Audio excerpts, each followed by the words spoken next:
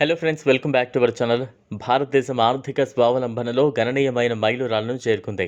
నరేంద్ర మోదీ ప్రభుత్వం తన మొదటి పదవీ కాలంలో ప్రధానమంత్రి జన్ ధన్ యోజనను ప్రారంభించింది.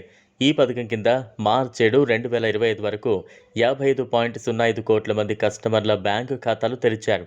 వీటిలో 36.63 కోట్ల మంది అంటే 66.57% గ్రామీణ, సెమీ అర్బన్ ప్రాంతాల్లో తెరవడం జరిగింది.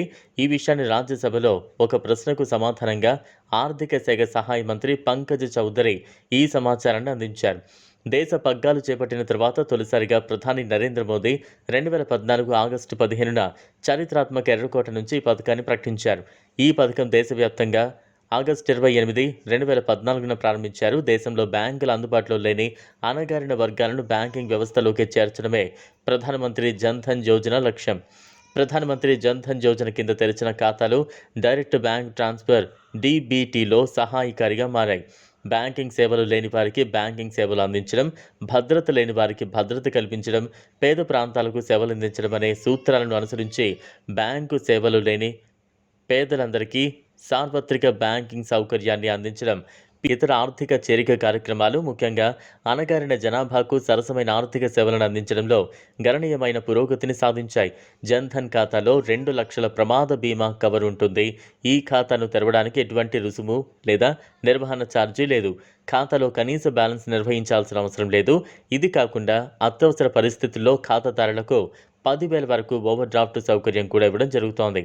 ఖాతా తెరిచిన 6 నెలల తర్వాత మీరు ఈ ఖాతా ద్వారా 10,000 వరకు రుణం తీసుకోవచ్చు.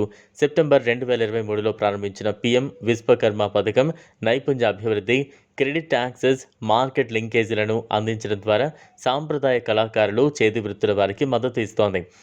జూన్ 2020లో ప్రవేశపెట్టిన ప్రధానమంత్రి వీధి విక్రేతల ఆత్మనిర్భర్ నిధి కోవిడ్-19 లాక్డౌన్ ద్వారా ప్రభావితమైన వీధి విక్రేతలకు ఆర్థిక సహాయం అందిస్తుంది. వారి ఆర్థిక పునరుద్ధరణకు దోహదం చేస్తోంది.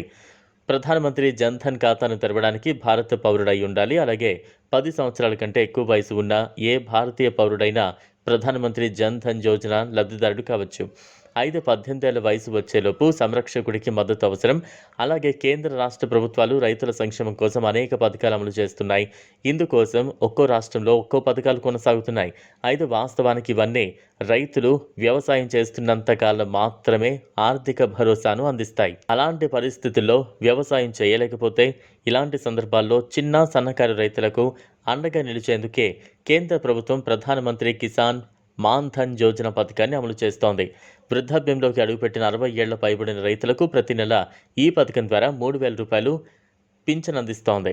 ఈ వీడియో మీకు నచ్చినట్లయితే లైక్ చేయండి, షేర్ చేయండి, ఛానల్ను సబ్స్క్రైబ్ చేసుకోండి. Thanks for watching.